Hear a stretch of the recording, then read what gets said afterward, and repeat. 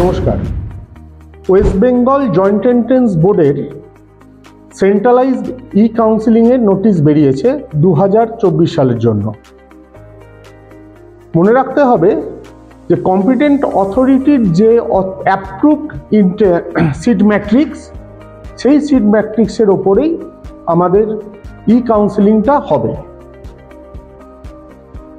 যারা eligibility criteria meet করছেন এবং ওয়েস্ট বেঙ্গল জয়েন্ট এন্ট্রান্স বোর্ডের WBJEE একটি ভ্যালিড র্যাঙ্ক অথবা JEE মেনের একটি ভ্যালিড র্যাঙ্ক হোল্ড করছেন, তারা এই কাউন্সিলিং পদ্ধতিতে পার্টিসিপেট করতে পারবেন। এই কাউন্সিলিং পদ্ধতি কয়েকটা পর্যায়ে হবে। কি কি সেই পর্যায়গুলি? প্রথম হচ্ছে রেজিস্ট্রেশন, তারপর চয়েস ফিলিং, চয়েস লক, তারপরে first round allotment, second round allotment এবং লাস্টে মপ আপ রাউন্ড, যেটা অপশনাল। আমরা যদি ছোট করে বলি তাহলে 3টে round: first round, second round এবং মপ আপ রাউন্ড, যেটা অপশনাল। রেজিস্ট্রেশন করবার জন্য আমাদের West Bengal joint entrance board তার যে সাইট www.wbjeeb.nic.in, এইখানে গিয়ে আমাদের রেজিস্ট্রেশন করতে হবে। আমাদের এনরোলমেন্ট নাম্বার, রোল নাম্বার দিয়ে তারপরে আমাদের পার্সোনাল ডিটেলস ভরতে হবে, আমাদের একাডেমিক ডিটেলস ভরতে হবে, আমাদের ব্যাংক ডিটেলস ভরতে হবে।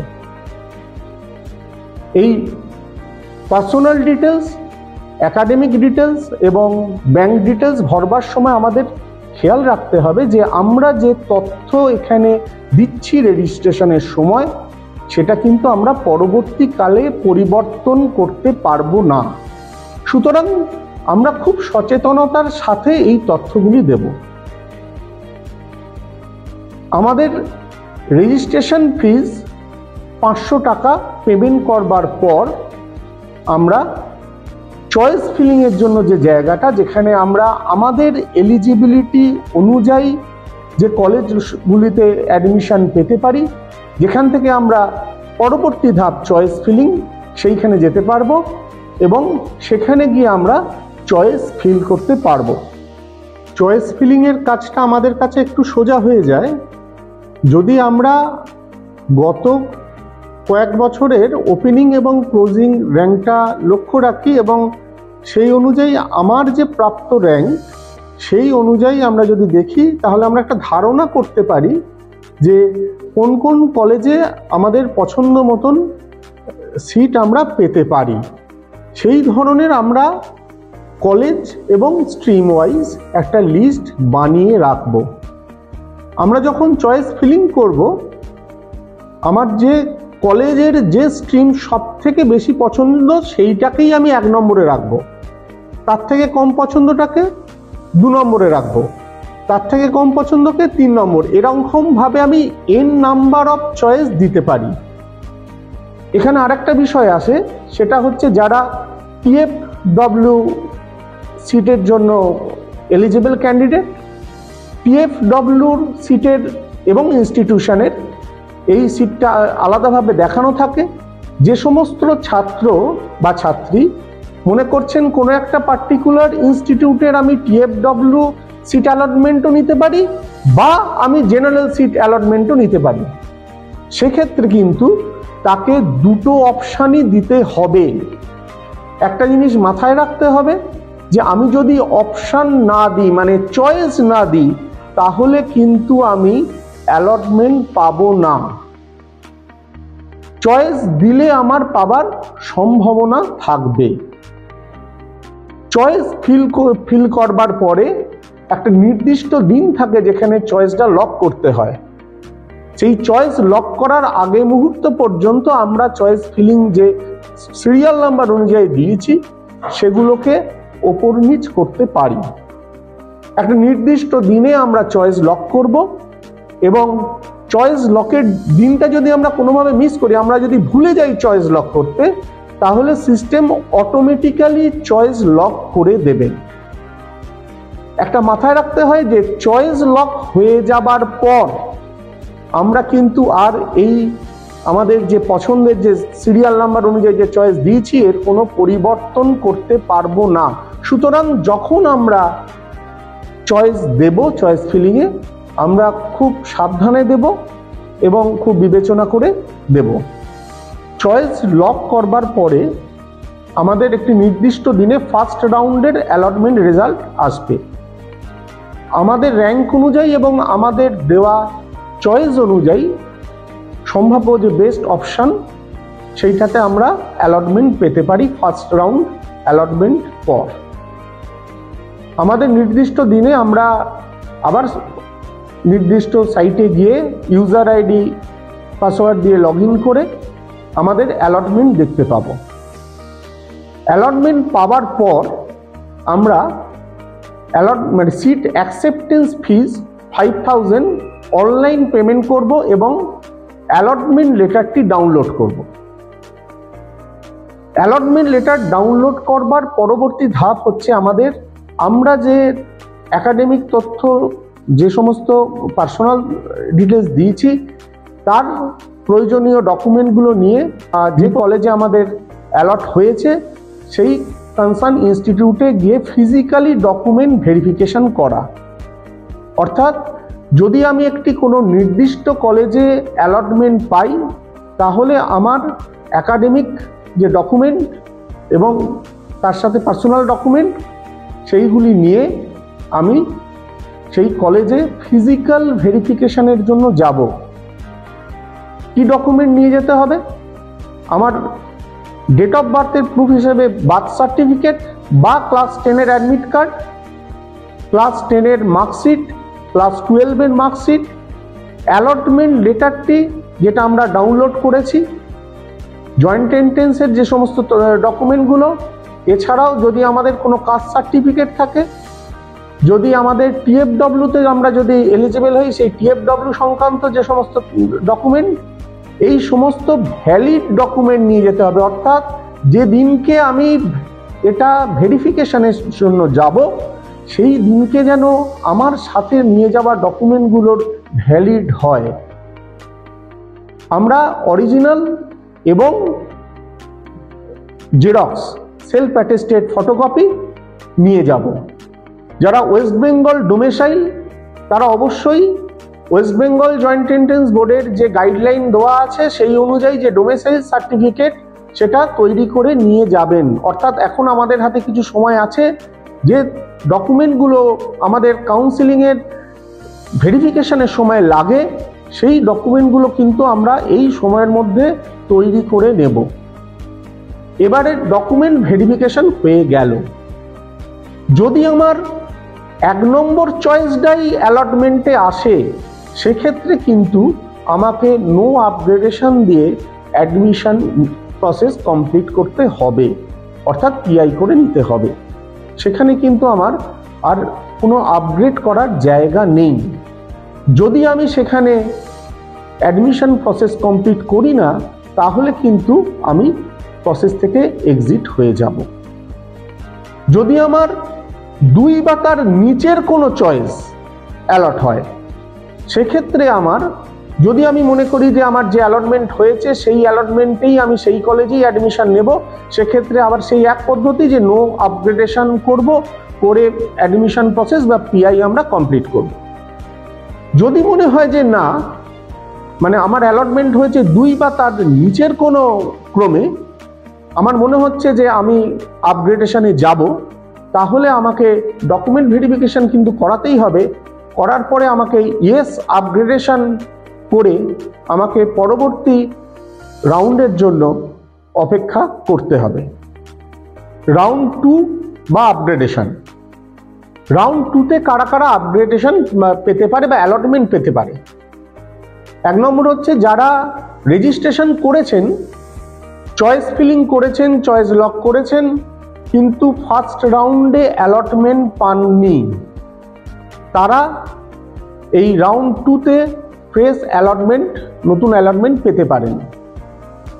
সেক্ষেত্রে তারা যেরকম ফার্স্ট রাউন্ডের পদ্ধতি, তারা লগ ইন অ্যান্ড পাসওয়ার্ড দিয়ে সাইটে ঢুকবেন, সিট অ্যাকসেপ্টেন্স ফিজ যেটা 5,000 টাকা সেটা পেমেন্ট করবেন, অ্যালটমেন্ট লেটার ডাউনলোড করবেন এবং সমস্ত ডকুমেন্ট অরিজিনাল এবং সেলফ অ্যাটেস্টেড কপি একটা করে নিয়ে ফিজিক্যাল ভেরিফিকেশনের জন্য যাবেন।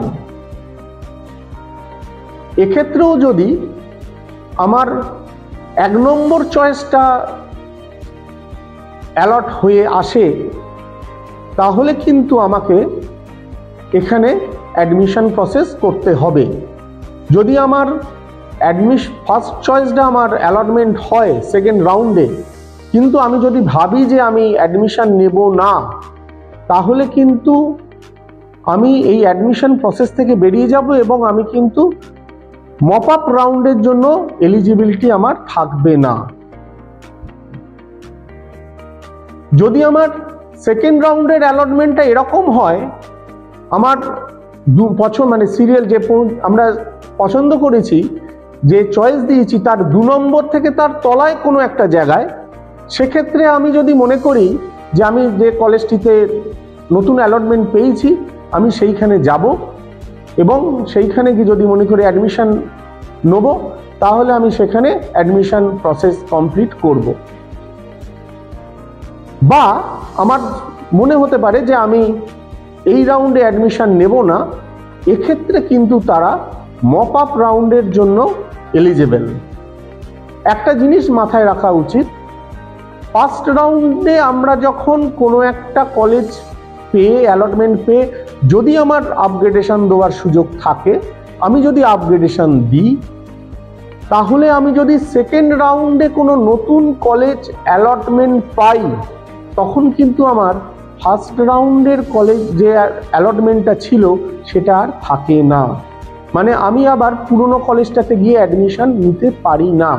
আমাকে যে নতুন কলেজটা আমার কাছে অ্যালটমেন্ট হয়েছে সেই কলেজেই আমাকে অ্যাডমিশন নিতে হয়।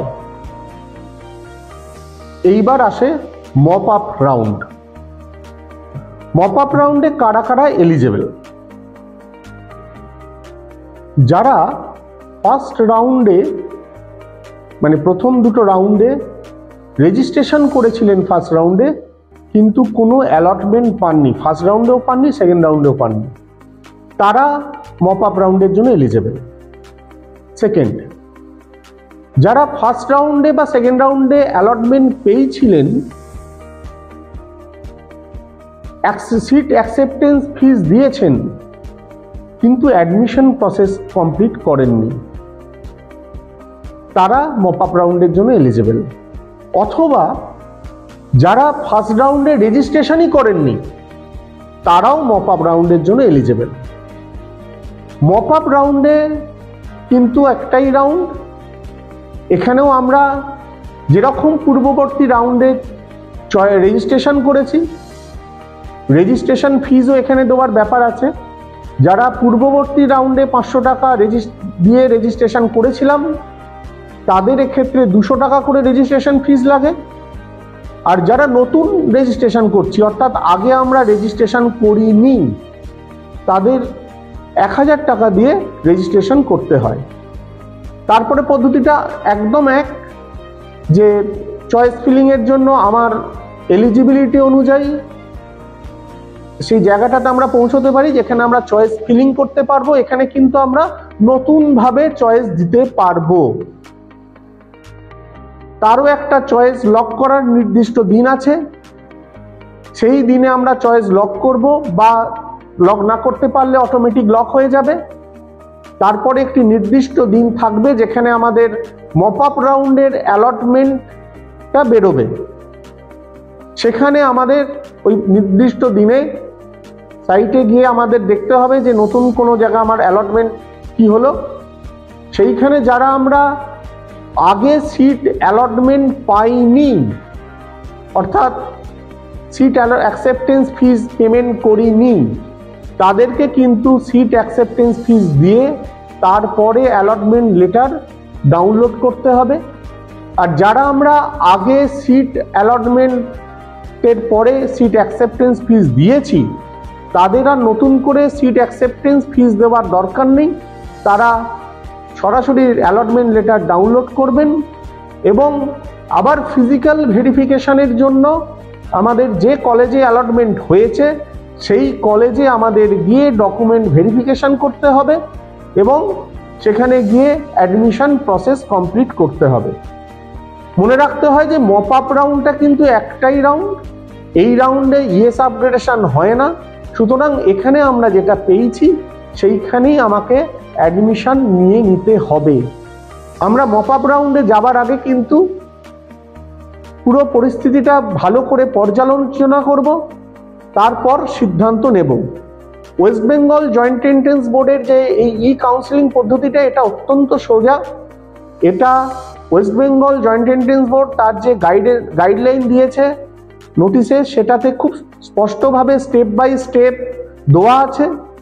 সেটা খুব ভালো করে আমরা যদি ফলো করি তাহলে কিন্তু কোনো সমস্যা হওয়ার কারণ নেই। প্রত্যেকটা স্টেপ আমাদের ফলো করতে হবে, তাহলে কিন্তু কোনো সমস্যা হবে না। আমরা আশা করি আমাদের খুব ভালো একটা ফিউচার আমাদের জন্য ওয়েট করছে। Wishing you all the best for your upcoming future.